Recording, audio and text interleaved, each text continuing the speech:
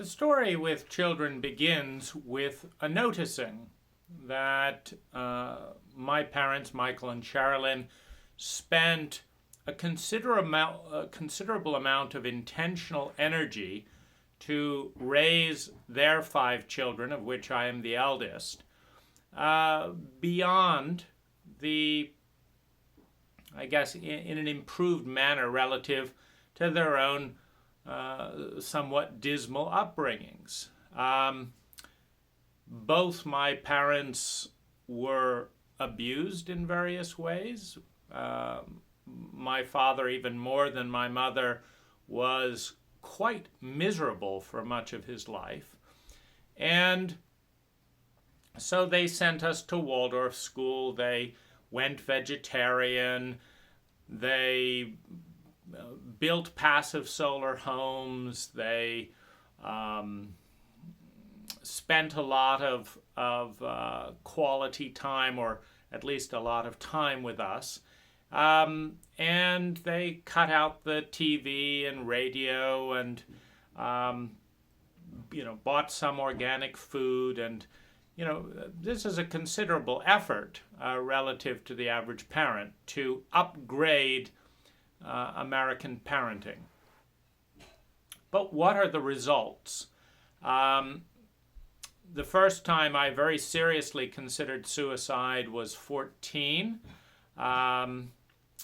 It's come in waves ever since. My sister has, dealt with obsessive compulsive expressions in a whole variety of ways, been dissociated, very numbed out from her feelings,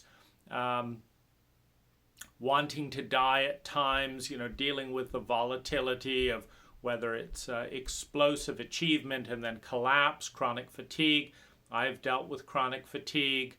My next brother became somewhat of a substance addict in order to escape the family pain cycle. My next younger brother is very emotionally numb and dealing with depression and suicidal feelings at times. And my youngest brother is dealing with shame and perfectionism, and also following the family system of not feeling and empathizing with deep feelings, which is one of the family's deep laws. Nobody feels and honors intense, vulnerable emotions of any kind. And so that's the experience. Now, digging into, and this creates to this day a considerable amount of pain. An amount of pain that any number of times I can look at my life, which on the outside is idyllic. It's an incredibly idyllic lifestyle on the outside, and yet there's significantly more pain, more fear, more shame, more anxiety, etc., than there is joy and well-being. And that leads into research around intergenerational abuse cycles, around trauma and complex PTSD, both of which I deal with. The fact that one cannot bond in a secure emotional attachment with either parent if they are themselves dissociated from deep feelings. And this is not a culture that supports parents in the healthy processing and engagement of deep feelings within themselves, which makes them incapable of doing so on the outside. And so that's the beginning of the parental crisis. And when one, as a child, regardless of the external efforts, is in more pain than well-being, often by a significant margin, with a difficult way of relating to that, meaning $100,000 of therapy and counting. The external world is already pretty neat, yet the pain and the fear and the trauma and the anxiety is not going away.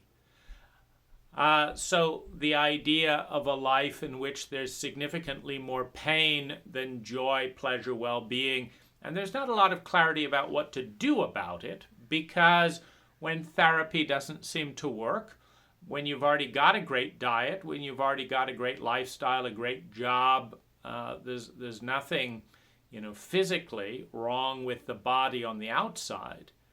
And yet there are these deep vortices of terror and shame and anxiety, etc., on the inside. This culture doesn't really have much to offer that child. And so the awareness that despite the considerable external effort on the part of Michael and Sherilyn, that all 5 of their children suffer in phenomenal ways that are even harder to understand than the suffering of someone who was, beaten over the head with a bottle every day, because you can look at their life and say, well, that's a miserable life. People look at our lives and say, oh, you were lucky to do this and you were lucky to do that. And aside from physical beating and psychological abandonment games and shouting and divorce and hitting and blaming the children, which are all very understandable abuses, we don't, and so we experienced all that, and so that's understandable. But this culture looks very much on the outside and says, oh, you went to private school, you traveled. It doesn't ever ask, did you have a healthy, secure emotional connection with either parent, which is far more significant to the child than whether they were in Greece when they were being abandoned emotionally, or whether they were in Iraq or wherever else it might be. And so this is the beginning of the child equation, the awareness that many times in my life I could not thank my parents for my birth because I figured I was in far more psychological pain than I would be if I had never been born. And who wants to go through a life of suffering and mediocrity on the inside without hope, without, and the hope fades as the diets and the therapies and the good job and the getting debt-free and the achievement of thousands of goals come and go, and the inner state, it remains, along with the biology of a body that's been holding terrors and tensions for decades. So this is the beginning. Would I have preferred not to have been born? And I, on a human level, absolutely would prefer not to have been born. And that's a sad acknowledgement. Would I wish that my siblings were born overall? I feel a lot of compassion for them. And then, can I believe that my childhood was much worse than the average person? It's hard to say, in part because sensitivity runs in the family. And so whatever is experienced is a lot more intense with my siblings and I, as it was with my father. So maybe people are experiencing more pain but not feeling it as much. It's hard to say, but that's the beginning of the question. But if I'm wondering, why didn't my parents just wear a condom until they sorted things out? Then the obvious question is what to do with myself. Now, having done some studying on shame and intergenerational abuse patterns, it's perfectly obvious from the data that unless a force equal or greater interacts with the intergenerational abuse dynamic, that it does get passed on to the next generation. Meaning most of the time, I don't think my parents were born as miserable sons of bitches. I think that each one of them was inoculated into a very dysfunctional family and cultural system that rendered them mediocre parents relative to optimal. And so the question is, well, am I going to be able to break that cycle? And that is not a rational conclusion to make based on the intergenerational abuse cycle. Meaning, if I can look at my grandparents and their pain and mediocrity, and look at my parents and their pain and mediocrity on the inside, meaning on the outside, my parents broke the cycle. But on the inside, my father died miserable and lonely, and my mother may die miserable and lonely and afraid of her feelings.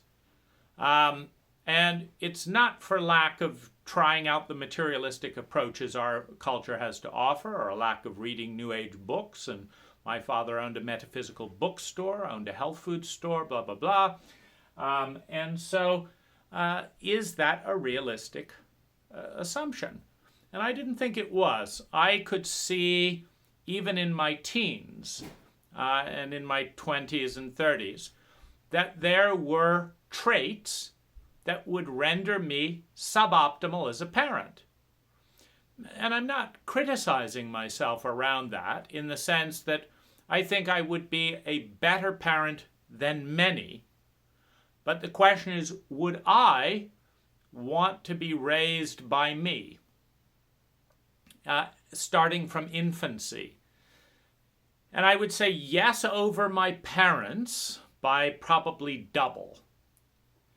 But double isn't enough to break the pain well-being balance. Meaning, I'm often in 3 times more pain than well-being. So if I reduce that down to 1.5 times more pain than well-being, or even a close call, do I want to put the innocence of an infant through that protocol? And the answer is not particularly.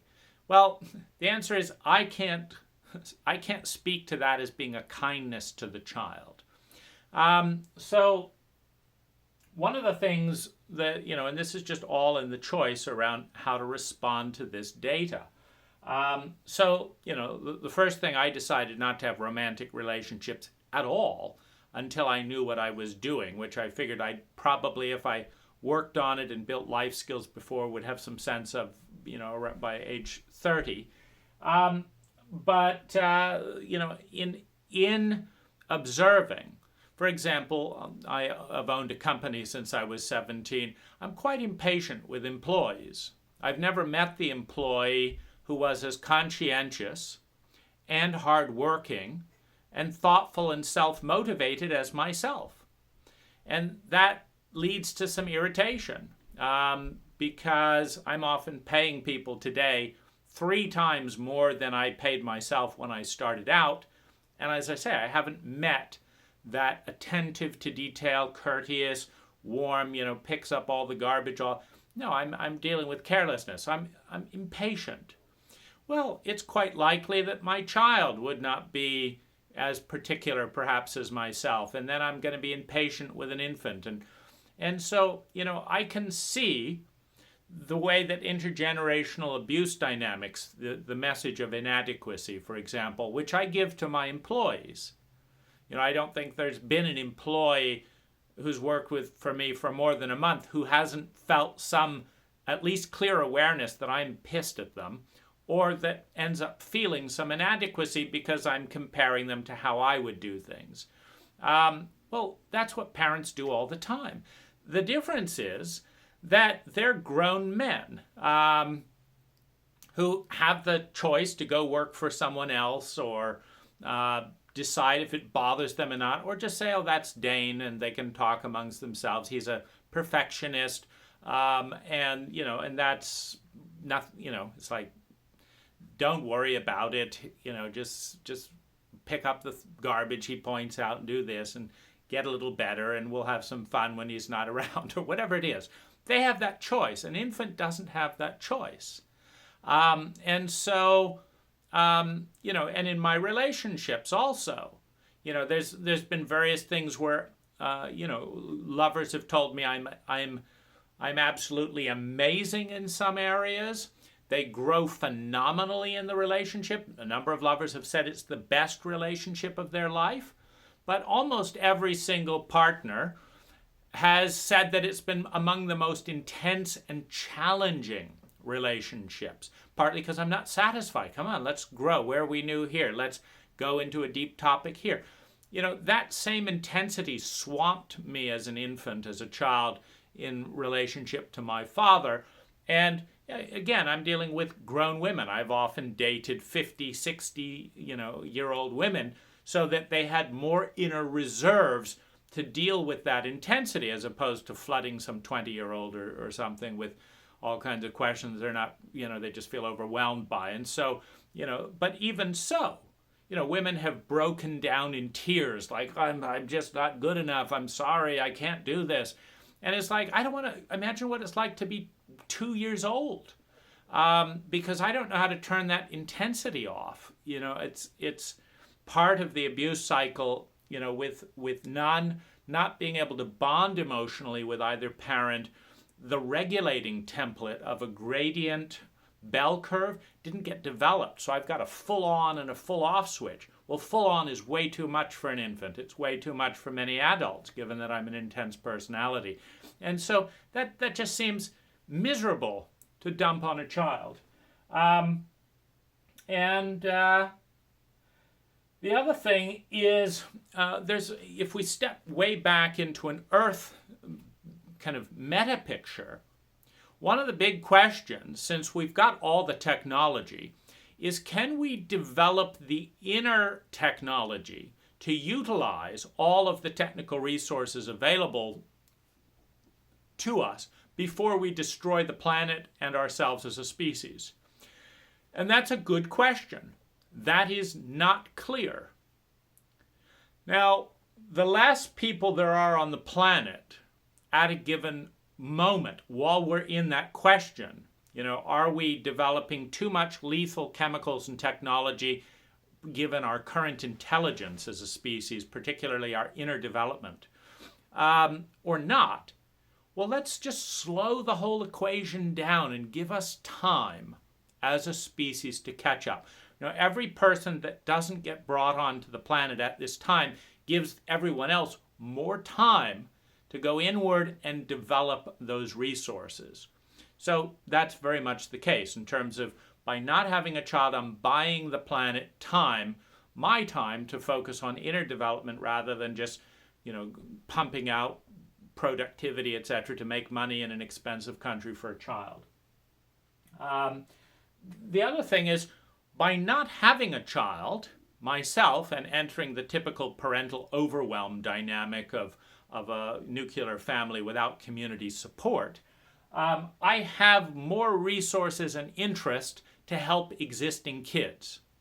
And part of my anger about the parenting carelessness of our culture and planet today is that parents just have kids and then notice, oh my gosh, I don't know how to take care of these kids. And then they just have more kids and they dump all that inadequacy and incompetence on the child rather than having the decency to rein themselves in. Well, this leaves a surfeit of children with incredibly incompetent grown-ups around them called parents and other, teachers and stuff, with no one advocating for their interest, not the least of which is apologizing to them for the being brought into the world without preparation. And so being able to help existing kids, another reason. Another dynamic in terms of that planetary dynamic, the typical American is going to generate 90,000 gallons of gas consumed in a lifetime, 102 tons of garbage, and 1,500 tons of CO2. Parents are going to spend an average of $400,000 in the U.S. raising a child.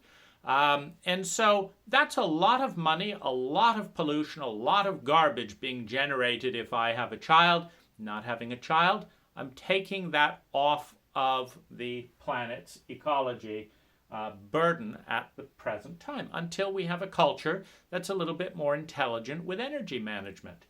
The other thing is that by not having a child and tremendously burdening myself in terms of, a child should come first if you're having a child, is my belief. And so if I'm dealing with intergenerational shame and trauma and PTSD and various things, and my child has to come first, that means I'm not tending to that. which means I'm not in a position to grow as much. Now, it's very normal for parents to feel better by passing on their burdens to a certain extent to the child. And so a parent might feel perfectly relaxed and numb and comfortable surrounded by miserable children. And so I am aware that it relieves the adult or the grown-up to dump all their inadequacy and pain and stuff onto the next generation.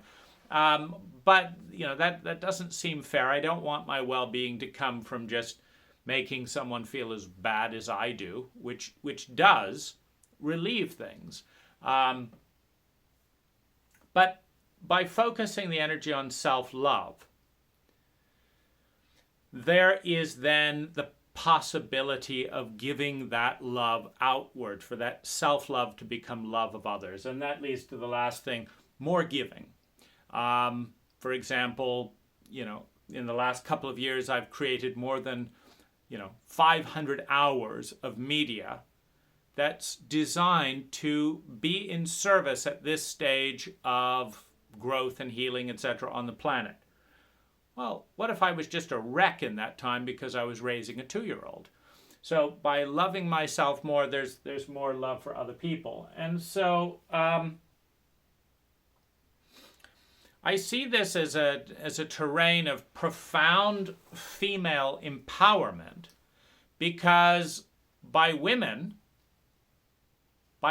choosing to either have no children or limit their child bearing to one child, the entire population on the planet can go down by 50% in 40 years, buying the planet time and seeing that the children that are there are really loved and cared for thoughtfully, that we're not just mindlessly sending them off to a 200-year-old education system with no particular sense that it's going to help them other than give them a degree for other grown-ups who can't tell competence without a degree.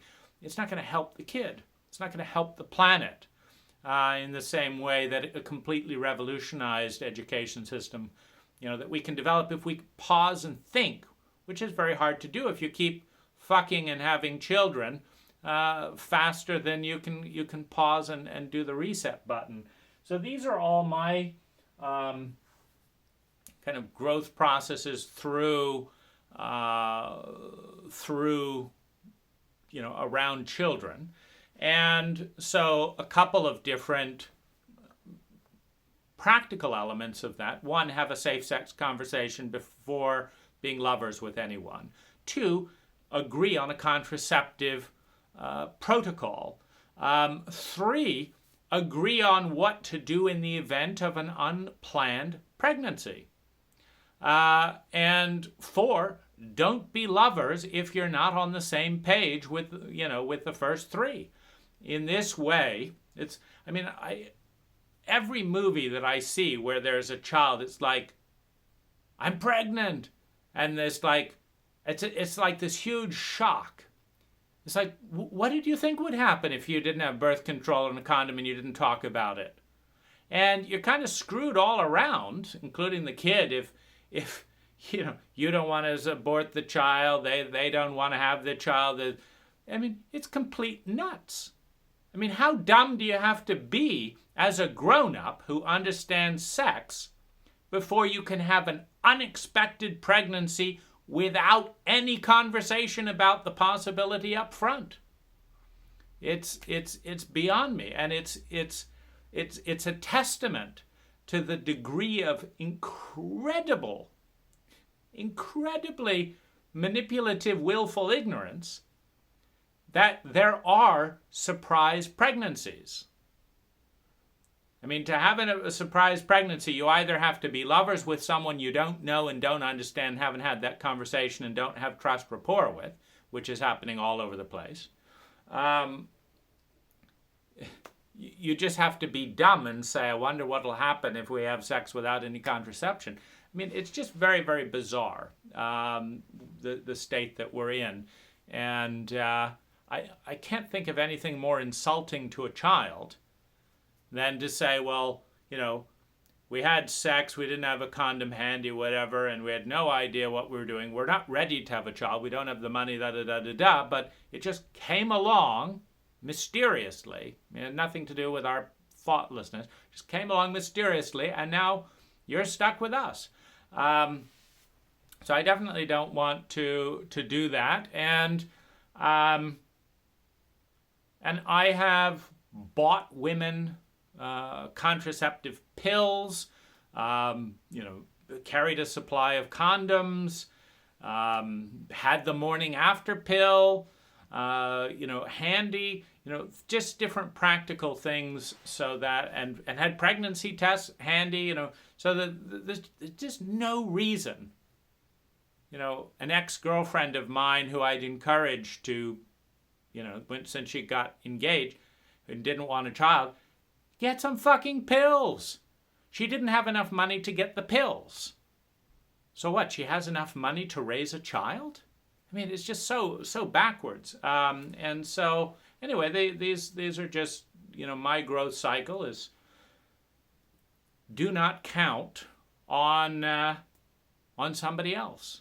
I've brought up the pregnancy issue every single time. I don't think a woman has once done that in 100 Lovers. I've often supplied whatever the supplies were, probably 80% of the time, so I don't know, something like that.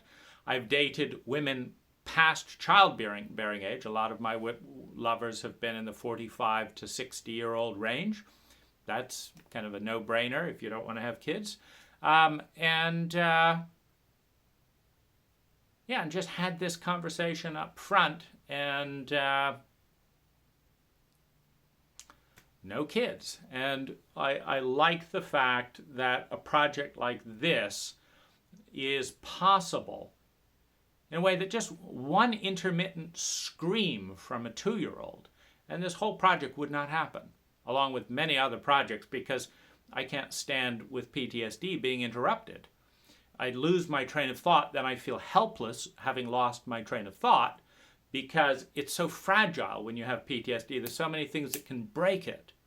And that leads to hostility. The helplessness I feel that some door slamming knocks me out and a whole chapter is gone, and I have no idea when it's going to happen next, and no one's listening to me. That helplessness leads to hostility. Because who likes to feel that their entire creative effort is that fragile? But it is that fragile, just the way a veteran feels when a muffler sends them off into nightmares about Vietnam, or a door slam, and nobody pays attention. And nobody takes the time to educate the culture about the lingering effects of PTSD. These veterans hate their children or their spouses, or just isolate, and then they hate that they hate. And there's nowhere for it to go because you've got a traumatically illiterate culture. Well, this all gets dumped on the child for as long as we persist in refusing to be traumatically illiterate, blah, blah, and not developing the research to heal trauma and PTSD. So that's where I'm at with, my own growth cycle and thought around having children.